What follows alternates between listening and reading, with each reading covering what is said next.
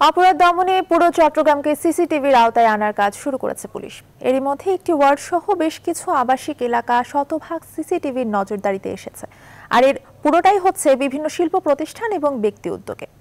এই উদ্যোগের ফলে সংশ্লিষ্ট এলাকায় চুরি, ছিনতাই সহ অপরাধ কর্মকাণ্ড কমে আসবে বলে মনে করেন স্থানীয়রা।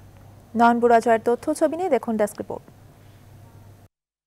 2016 সালের 5 জুন চট্টগ্রামে জিইসি মোড়ে সাবেক পুলিশ সুপার বাবুল আক্তারের স্ত্রীকে হত্যার পর একটি দোকানের সিসিটিভি ক্যামেরায় ধরা পড়ে হত্যাকারীদের চেহারা। বেরিয়ে আসে হত্যা রহস্যর অনেকটা। একইভাবে ধরা পড়ে ছাত্রলীগ নেতা সুদীপ্ত হত্যার দৃশ্য। তাই অপরাধ দমনে এবার পুরো নগরীকে সিসিটিভি ক্যামেরার আওতায় আনার চেষ্টা চালিয়ে যাচ্ছে পুলিশ। তবে নিজেদের বরাদ্দ না থাকায় দ্বারস্থ হতে হয়েছে বিভিন্ন শিল্প প্রতিষ্ঠান ও ব্যক্তি পর্যায়ে।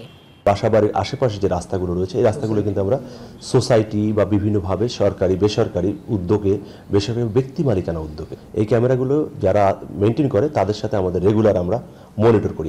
পুলিশের এই উদ্যোগকে স্বাগত জানিয়েছেন স্থানীয়রা। খুন, রাহাজানি, সন্ত্রাস এবং অন্যদিকে গাড়ির যানজট এবং প্রত্যেকটা কিছু এই সিসি ক্যামেরার মধ্য দিয়ে মানুষকে শনাক্ত করতে পারবে। যারা লাগাবেন তারা এটা পরিদর্শন করবেন নিয়মিত, এটা দেখে একটা প্রতিবেদন তৈরি করবেন, প্রতিদিনই এই প্রতিবেদনটা কমিশনার সাহেবের কাছে পাঠাবেন।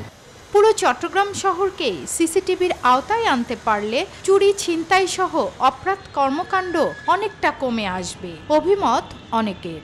গোয়েন্দা তৎপরতার অংশ হিসেবে প্রতিটা ইম্পর্টেন্ট জায়গা না, পুরা শহরকে সিসিটিভির ক্যামেরা আওতায় আনা আমাদের একেবারেই কর্তব্য হয়ে দাঁড়িয়েছে। শুধু মহাসড়কগুলো না, গলিগুলো যদি আমরা কভার করতে পারি এবং সরকারের বেসরকারি পাশাপাশি যদি সরকারের উদ্যোগটা এগিয়ে নিয়ে আসতে পারে তাহলে আমি মনে করব টোটাল চট্টগ্রামে সিসিটিভি আওতায় আনা সম্ভব। সিসিটিভির এই প্রকল্প রক্ষণাবেক্ষণের মাধ্যমে কার্যকর করে তোলার দাবিও সংশ্লিষ্টদের।